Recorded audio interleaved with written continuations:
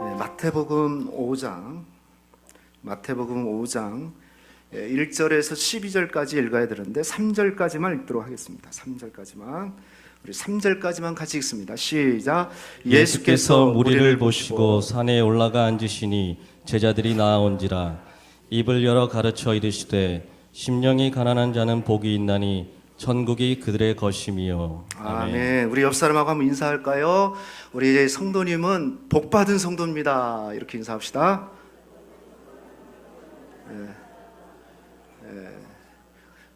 한 번 더 인사할 때 복을 받아도 엄청난 복을 받았습니다.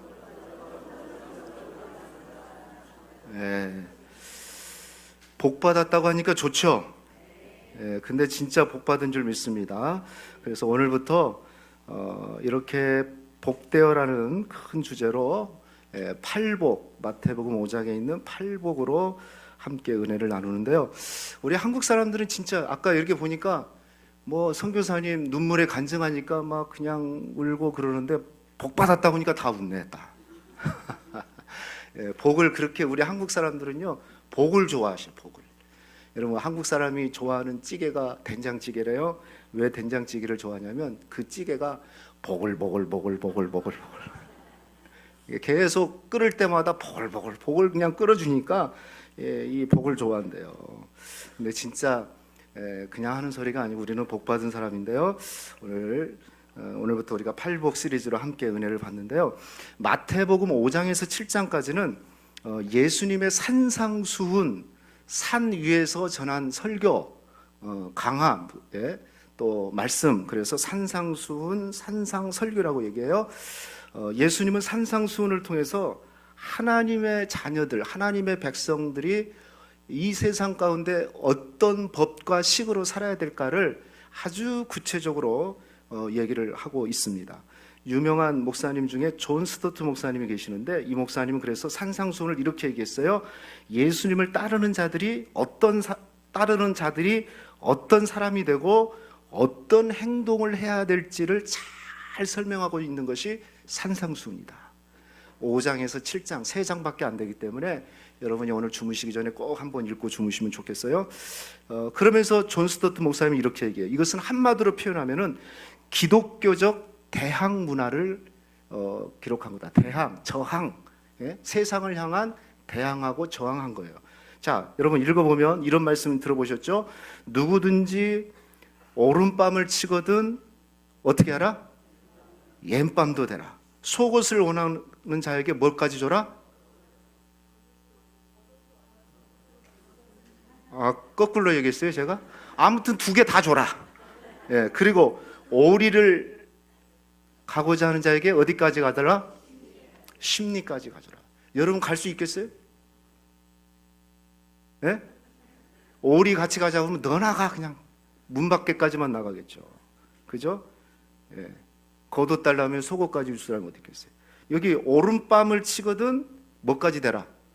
한번 실습 한번 해볼게요. 옆 사람 한번 보십시오. 아니 한번 진짜 보세요. 한번 보시고 한번 손을 딱 들어봐요. 때리지는 마시고 때리려고 한번 딱 해보세요. 진짜로 한번 보세요. 이렇게 해보세요. 그러면 어디를 때리라고 그랬어요? 오른밤을 때리면 어디를 해야 돼요? 오른밤을 때리려고 그러면 상대방은 이렇게 때리면 왼밤을 때리는 거잖아요. 뭐 소리가 나네 어디서? 사실은 오른밤을 때리기 위해서는 이쪽 오른밤이잖아요. 오른밤을 때리기 위해서는 이쪽을 해가지고 손등으로 쳐야 되는 거예요. 어떤 사람들은 미안하니까 이렇게 때리려고 하는데 그러지 않고 손등으로 치고 또 왼밤도 되는 건데 유대인들은요 이 손등으로 맞는 것은 아주 치욕이었어요. 치욕. 아주 자존심을 밟아버리는. 그러니까 이 오른밤을 맞았다라는 것은요 치욕스러운 걸 당한 거죠. 자, 그런데 뭐라 그래요? 오른밤을 치거든 왼밤까지 되라. 이건 세상의 논리와 한마디로 맞지 않은 거죠. 그런데 그리스도인들, 하나님 나라의 백성들은 이런 논리, 이런 가치관을 가지고 세상과 저항하면서 살아야 된다는 중심 메시지가 이 산상수훈에 담겨져 있어요. 그래서 어떤 신학자는 얘기하기를 산상수훈은 예수님의 가르침에 엑기스와 같은 말씀들이 기록되어 있다라고 얘기를 했고요. 또 유명한 노이드 존스 목사님은 산상수 말씀 전체가 씨줄과 날줄로 엮여져서 아주 정교하게 엮여진 하나의 웅장한 교향곡과 같다라고 얘기를 해요. 이 짧은 설교인데 3장밖에 안 되는 짧은 설교인데 웅장한 교향곡과 같다라고 얘기를 해요.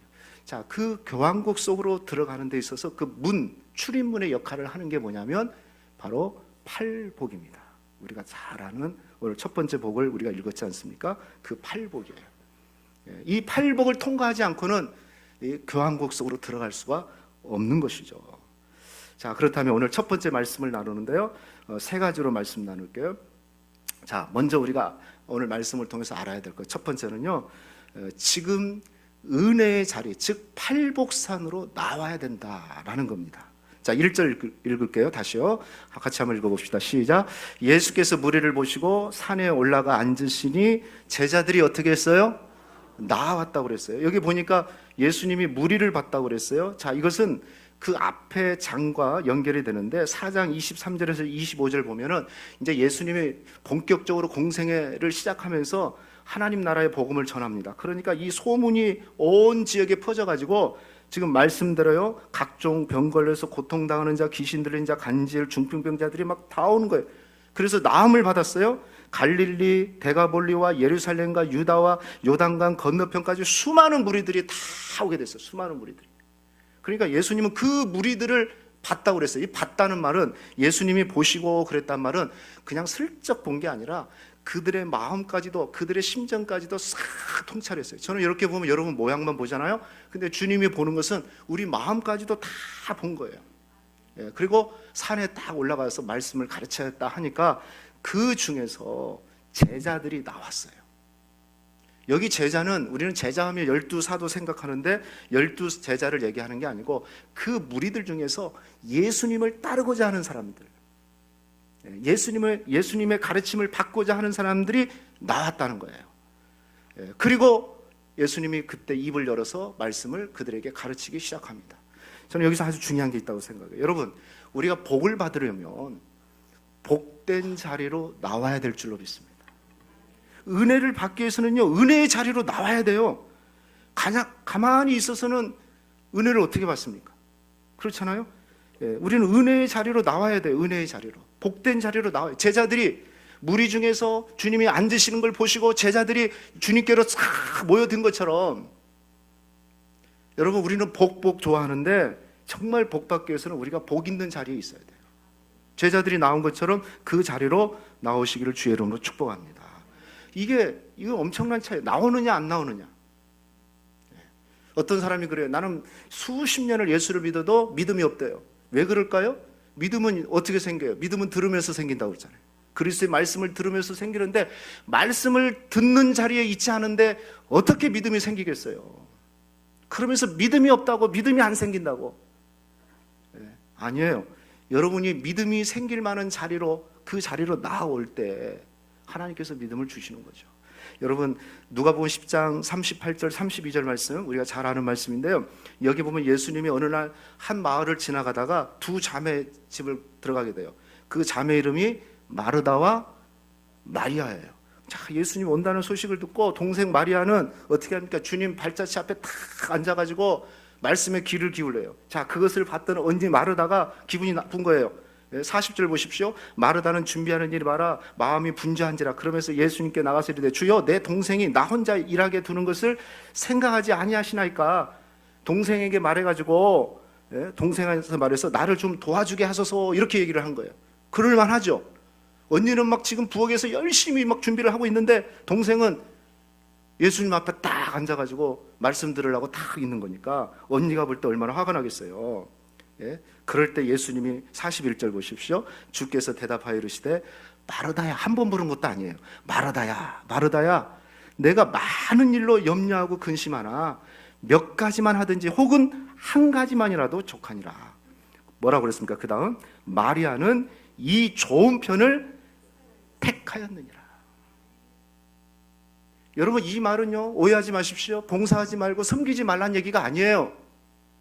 그건 정말 병든 신앙이에요. 만약에 그렇게 이해를 한다면. 그런데 주님이 뭘 얘기하고 싶냐 이거예요. 지금 마르다는요, 여기 뭐라고 써요? 마음이 분주하다. 이 분주하다는 건 뭐냐면 흩어졌다는 거예요. 마음이 흩어졌다. 여기 지금 예배에 앉아 있는 분도 한 두 사람은 마음이 흩어져 있는 분이 있어요. 예배 끝나고 빨리 어디 가야 되는데 오늘 선교사님 간증했지, 시간을 계산해 보니까 늦을 것 같이, 이미 마음이 흩어진 거예요. 그렇죠. 집중하지 못하는 거예요. 그런데 그런 상태를 지적하면서 이거 할까 저거 할까 하면서 아무것도 못하는, 그런데 동생 마리아는 다 내놓고 가장 좋은 게 뭐냐? 그걸 선택을 한 거예요. 사랑하는 성도 여러분, 이것은 은혜의 자리를 선택하라는 겁니다. 여러분이 복된 자리를 선택할 수 있어야 돼요. 그것이 지혜예요, 지혜.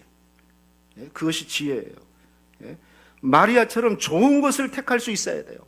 이것저것 마음이 분주하고 마음이 흩어져서 막 마음만 바쁘지 아무것도 하지 못하는 그런 상황이 이르지 말고, 사랑하는 성도 여러분, 우리가 복받기 위해서는 어떻게 해야 돼요?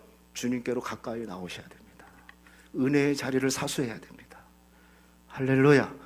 그래야지 주님이 복을 주시죠. 제자들이 나왔잖아요. 주님은 앉으니까 나왔어요. 팔봉산에 앉으니까, 팔복산에 앉으니까 제자들이 보고 나온 거예요.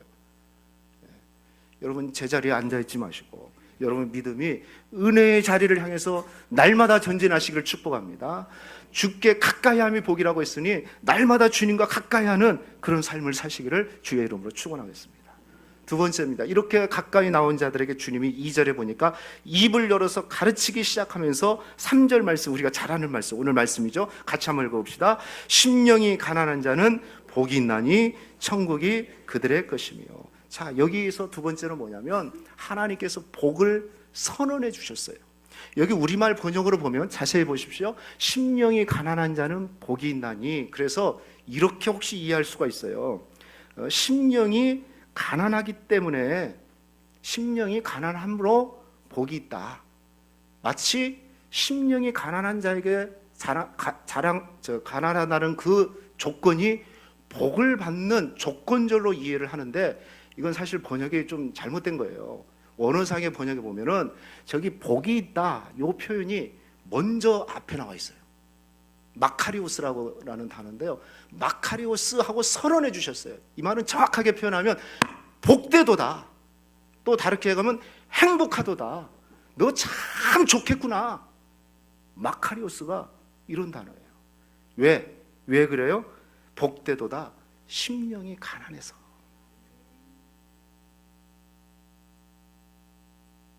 복되도다, 참 너 행복하겠다, 심령이 가난해서. 네가 심령이 가난하기 때문에 복이 있다는 게 아니고 하나님이 먼저 선언적으로 복을 선언해 주셨어요.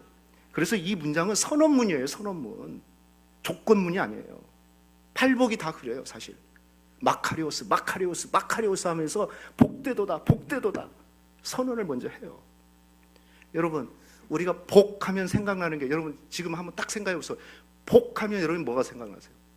복과 함께 돈 생각나잖아요. 그죠? 그리고 건강, 출세, 이렇게 생각하는 게 당연할 수도 있어요. 성경에는요, 복을 지칭하는 구약적인 단어가 두 단어가 있어요. 대표적인 게 두 단어가 있는데, 지금 말한 대로 돈이나 출세나 성공이나 건강, 이런 것을 뜻하는 단어는 베레카라는 단어예요. 베레카. 이것은 일반적이고 포괄적인 복을 얘기해요. 믿는 자뿐만 아니라 믿지 않는 자들도 받는 복이 베레카의 복, 일반적인 복이라고 얘기해요. 그리고 또 하나의 복은 뭐라고 그랬어요? 에세르라는 복이에요. 에세르라는 복인데, 이것은 일반적인 복이 아니에요. 이것은 소위 우리가 말하는 영적인 복, 신령한 복이에요. 다시 말하면 하나님의 자녀들만 누리고 받고 누리는 복이, 이게 바로 에세르라는 복인데, 바로 여기 오늘 말씀의 팔복의 마카리오스는 어디에 근거를 한 거냐면은 에세르에 근거를 했어요. 에세르에. 베레카가 아니에요. 일반적인 복이 아니에요. 그러니까 여기 복이라는 것은 주님이 말하고 싶은 그 복은 어떤 복이냐면, 돈, 뭐 재물 증가하고 돈 많이 벌고 뭐 세상적으로 출세하고 뭐 건강하고 이런 복을 얘기하는 게 아니에요. 마카리오스라는 이 복은 에세르에 근거해서 하늘의 복, 신령한 복을 얘기하고 있어요. 하나님이 주시는 그런 복을 얘기하고 있는 거죠. 그래서 지금 말씀 듣기 위해서 은혜의 자리로 나오는 제자들을 향해서 맨 먼저 주님이 입을 열었는데 뭐라고 하냐면 마카리오스 하면서 복되도다. 너희가 심령이 가난하기 때문에. 가난한 자요. 저는 성경에 보면 우리 하나님의 사람들을 부르실 때 보면요, 항상 좀 원리가 있어요. 뭐부터 주시냐면 복을 선언해 준 것부터 원리가 시작이 돼요. 일단 창세기 1장에 인간을 창조하실 때도 뭐라고 그랬습니까? 창세기 1장 28절에 보면은 남자와 여자를 창조하시고 그들에게 복을 주시면서 그 다음에 얘기를 해요. 여러분 아브라함을 부르실 때 뭐라고 얘기합니까?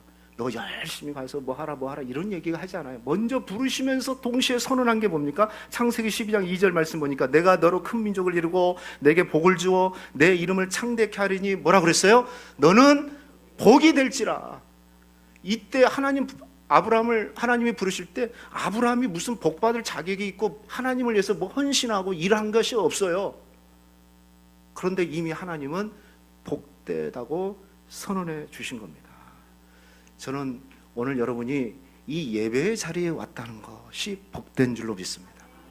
아무나 올 수 있는 자리, 누구나 올 수 있지만 아무나 올 수 없는 자리가 이 자리예요. 여러분이 구원받았다는 것이 가장 복된 거예요. 이보다 더 큰 복이 없어요. 여러분 예수를 믿는다, 그래서 내가 하나님의 자녀가 됐다, 이거보다 더 큰 복이 어디 있어요? 그래서 주님은 복되도다고 선언한 거죠. 신명기에도 보면 모세가 마지막 이스라엘 백성들을 축복할 때 뭐라고 얘기합니까? 이스라엘이여 너는 복된 자로다. 너같이 구원받은 자가 어디 있느냐. 하나님이 선언해 주신 거예요. 사랑하는 성도 여러분, 오늘 이 주님께서 선언해 주는 복되도다라는 이 선언을 받아 누리시기를 주의 이름으로 축원합니다. 내가 정말 복받았구나. 왜? 다른 거 하나도 없어요. 진짜 복이 뭐예요? 세상 거 다 풍성해도 예수 안 믿으면 그게 복입니까? 모든 세상의 고난을 다 가졌어도 천국이 없으면, 천국에 대한 소망이 없으면 그게 어떻게 복이라고 얘기할 수 있겠어요? 아무것도 없는 것 같지만 바울이 얘기한 대로 다 가진 자로다. 나는 무명한 자지만 가장 유명한 자다. 우리 주님이 그렇게 선언해 주시기 때문에 그렇습니다. 오늘 팔복의 시작은 다른 거 아니에요. 우리에게 뭘 요구하기 전에 네가 복되다는 것을 알아라는 거죠. 오늘 저와 여러분이 복된 존재라는 것을 믿고 고백하시기를 주의 이름으로 축복합니다. 그리고 이 복을 누리기 위해서 마지막 세 번째 뭐라고 얘기하면 하나님을 갈망하라고 얘기합니다. 다시 한번 우리 3절 말씀 읽어볼까요? 시작. 심령이 가난한 자는 복이 있나니 천국이 그들의 것이며. 여기 심령이 가난한 자는 복이 있다. 복되어다 심령이 가난한 자여 천국이 너희들의 것이다, 이 말이죠. 여기 심령이란 말은 말 그대로 우리의 마음과 내면을 얘기하고, 그리고 더 나가면 우리의 영혼을 얘기하는 거죠. 그러니까 심령이 가난하다는 말은 마음의 가난함, 내적인 가난함, 영혼의 가난함, 영적 가난을 얘기하는 거죠. 그런데 놀랍지 않습니까? 가난한데 복되다. 혹시 여러분 가난을 좋아하신 분 계세요? 가난을 좋아하시는 분은 아무도 없을 거예요. 아마 여기 어르신들 많으신데 정말 옛날에 보릿고개 넉넉하면서 정말 어려운 때 어떻게 살았을까 할 정도의 그런 시절을 아마 겪었을 겁니다. 가난은 참 무서운 거죠. 좋지 않는 겁니다. 그런데 오늘 성경은 다른 가난은 모르지만 심령이 가난한 영적인 가난은 복되다고 얘기를 하면서 더 놀라운 것은 최고의 축복을 선언해 줘요. 천국이 그들의 것이다. 천국이 열심히 일하는 사람 것이 아니래요. 천국이 뭐 잘난 사람 것이 아니래요. 가난한 사람 거래요. 심령이 가난한 사람 거래요. 제가 계속 원어를 써서 좀 죄송한데요, 성경에 보면 가난도 두 가지 종류의 가난이 대표적으로 나왔어요. 페나스라는 가난이 있는데 이것은요 그냥 가난이 아니고 우리가 가난하지만 일을 할 수 있어서 생계를 유지하는 가난이 있어요. 소위 입에 풀칠은 해 그냥. 그런데 가난해. 뭐 여가도 즐길 수도 없고 그러나 겨우 입에 풀칠을 하는 정도의 가난이 있어요. 이걸 페나스의 가난이라고 얘기해요. 그런데 또 하나의 가난이 있는데 그것은 뭐냐면 푸토키스라는 가난인데 이것은요 입에 풀칠도 할 수 없을 정도의 가난, 아주 극빈 상태. 소위 거지입니다. 거지. 정확한 표현이요, 거지입니다. 거지. 근데 여기 지금 3절의 말씀은 이 가난은 앞에 있는 페나스가 아니고 푸토카스예요. 극빈한 가난. 도저히 입에 풀칠할 수 없는 가난. 그래서 어떤 성경 주석가 네스키라는 목사님은 이 3절을 이렇게 번역을 했어요. 심령에 있어서 거지 신세인 사람은 복이 있다. 왜냐하면 천국이 저희들의 것이기 때문이다. 완전히 거지가 된 거예요. 예. 여러분 참 이 거지가 행복하다? 거지가 복되다? 참 얼마나 이상하고 섬뜩한 말입니까? 이해할 수 없는 얘기잖아요. 더구나 이런 사람들에게 천국이 저희 것이라고 그러지. 우리가 소망하고 있는 천국 최고의 복이잖아요.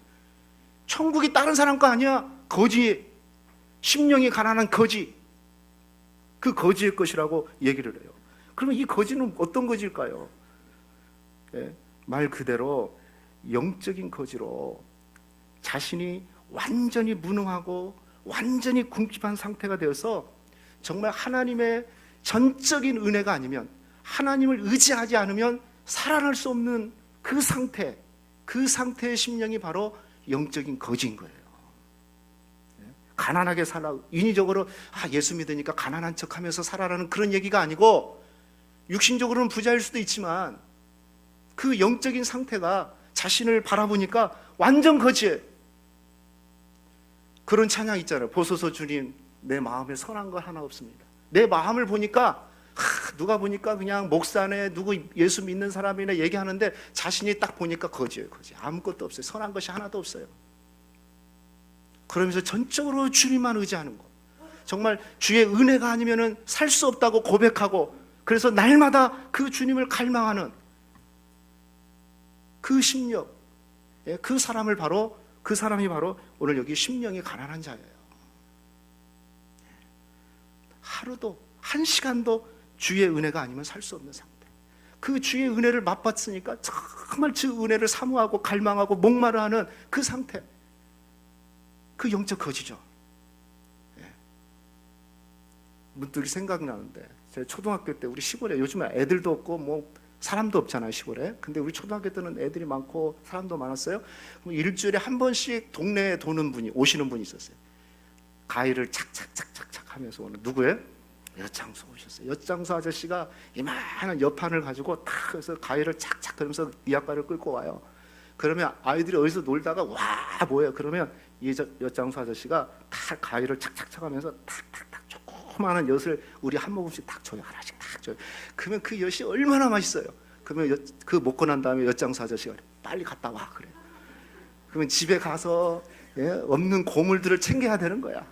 뭐 냄비 살짝 바뀌었으가 좀 깨질 부러 하면 팍 밟아가지고 가져오고, 뭐 책들도 그냥 싹 갖다 팔아버리고. 왜요?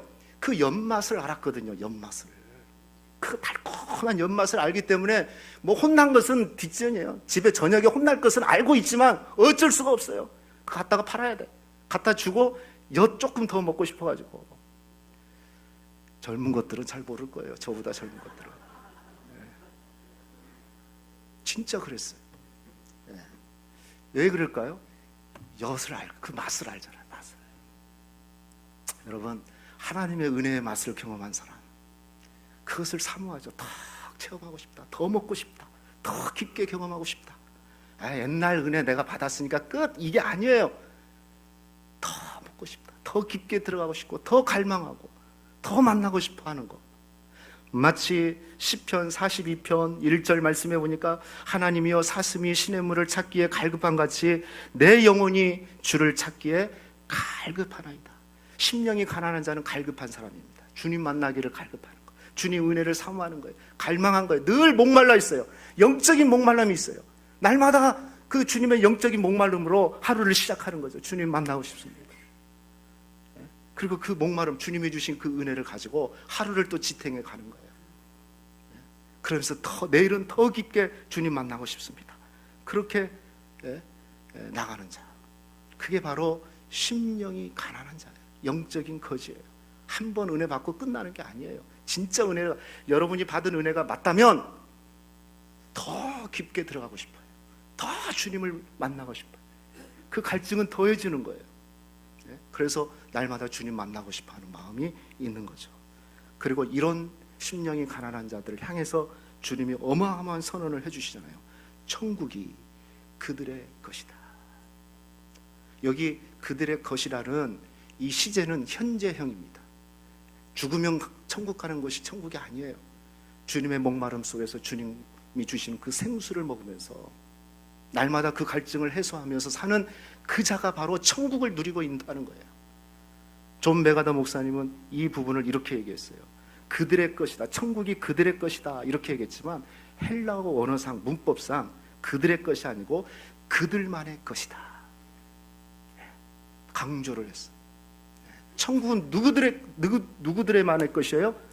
영적으로 갈급한 자들, 목마른 자들, 그런 사람이 오늘 현재 지금 이 땅에 살면서 천국을 누리면서 살아가는 겁니다.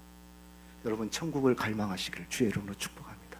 정말 영적인 거지로 사시기를 축복합니다. 주님 의지하면서 하루도 주님 은혜가 없으면 살 수 없습니다. 주님 붙드시지 않으면 나는 살 수 없습니다. 이런 고백을 가지고 사십시오. 말씀 뵙겠습니다. 얘기 하나 하고 마칠게요. 하나님을 향한 목마름이라는 책이 있습니다. 미국의 게리 토마스 목사님이 쓴 책인데 이 책에 보면 게리 토마스 목사님이 몇 년 전에 작고하신 소천하신 빌리 그레함 목사님이 계시는데 그의 아들도 목사님인데 그의 아들 목사님과 대화를 하다가 서로 한 가지 제안을 하는데 그 아들 목사님이 이 게리 토마스 목사님한테 우리 아버지 보러 가는데 우리 부모님 만나러 가는데 목사님도 같이 가실래요? 하고 제안을 했어요. 그러니까 이 목사님은요 너무 좋은 거죠. 그래서 모든 일정을 취소하고 그 일정에 또 드는 비용도 $1,000가 더 들어가는데 그 비용도 다 감수하고 아주 설레이는 마음으로 있었어요. 왜냐하면 그 당시에 빌리 그레함 목사님은 뭐 세계적인 전도자고 세계적인 설교자이기 때문에 내가 그 목사님을 만난다? 뭐 이 자체만으로 무슨 일정, 비용 이런 것은 전혀 문제가 되지 않았어요. 그래서 정말 설레임 속에 있었는데 그런데 갑자기 어렵게 조정된 그 일정이 갑자기 취소가 돼버렸어요. 그러니까 이 게리 토마스 목사님이 얼마나 실망이 되고 얼마나 낙담이 됐겠어요. 아주 좌절하면서 낙심하면서 있는데 자기 마음속에 그 낙담한 마음 가운데 마음의 음성이 들리더래요. 어떤 음성이었냐? 내가 토마스 너 하나님을 그렇게 찾던 때가 언제냐? 빌리 그레함 만나기 위해서 온 힘을 다했는데 네가 하나님을 가까이 하기 위해서 온 힘을 다한 때가 언제였느냐? 라는 그런 마음의 음성이 들리더라고요. 그리고 그 음성에 듣고 그 음성에 경험해서 하나님을 향한 목마름이라는 책을 오래전에 썼습니다. 사랑하는 성도 여러분, 여러분은 언제입니까? 하나님을 향한 목마름. 하나님을 그렇게 힘껏 찾을 때가 언제였습니까? 아니 지금 찾고 계십니까? 그래서 천국을 누리고 계십니까? 만약에 여러분이 하나님을 향한 온 힘을 다해서 간절히 그 목마름 속에 찾고 있다면 분명한 것은 여러분이 천국을 누리고 있을 겁니다. 여러분 하나님을 향한 목마름으로 날마다 사시기를 그리고 천국을 여러분 것으로 누리시기를 주의 이름으로 축원하겠습니다.